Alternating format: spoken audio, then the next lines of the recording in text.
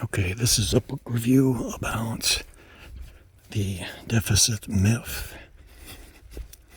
And there are points that I would like to make, but I'm doing this while I'm hiking, so I think I'm going to see if I can keep a couple of main points in my mind while I do this. But anyway, the deficit myth comes from this idea that the government is like a family, and that is overspent.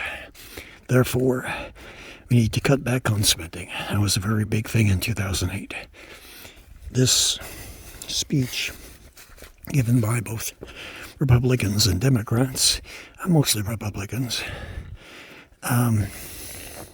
is fundamentally wrong, because a family overspending isn't in control of their monetary policy.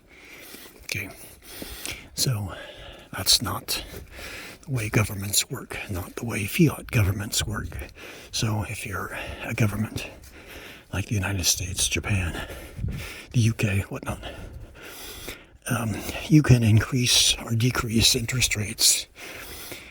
You can buy or sell debt and either stimulate or slow down the economy. So you have control over it. And that's part of what a deficit does. Under Clinton, there was a danger of paying it off. And the issue was we don't really have a lot of control over the economy if that happens. So that's an issue. But I think the main point that I want to make here is when people talk about wanting to cut programs, cut government spending, it's really about making the government, less effective, smaller, and that is going to impact most Americans. So it's a way of removing the rules and regulations that keep your tap water from catching fire, for example. And, who's going to police a spill if the government only has 3 guys in that state to enforce anything? So that is a point I want to make. But the broad point here is that the deficit the government is involved in, that's money that the government has paid to a business to make bullets or do X, Y, and Z.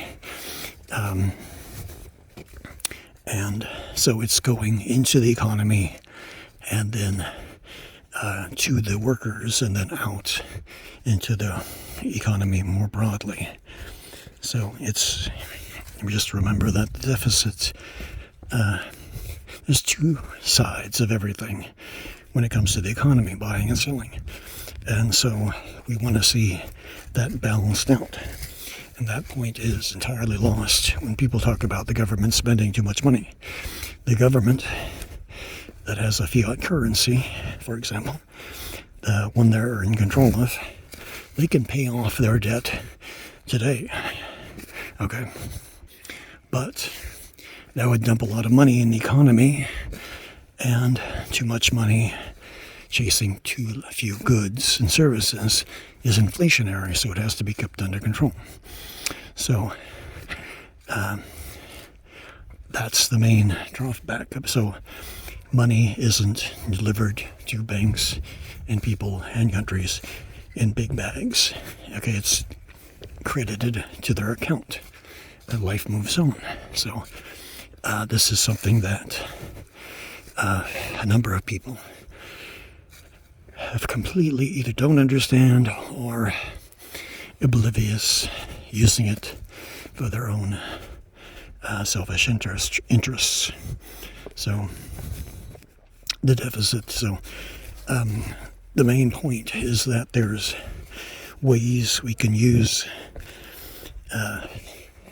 this stuff to achieve what we want.